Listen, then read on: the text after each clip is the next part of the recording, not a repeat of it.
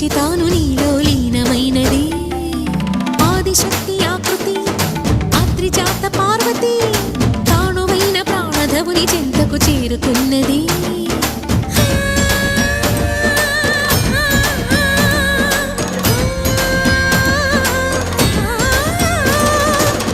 భువికి తరలించేలా ధరణి దివిని తలపించేలా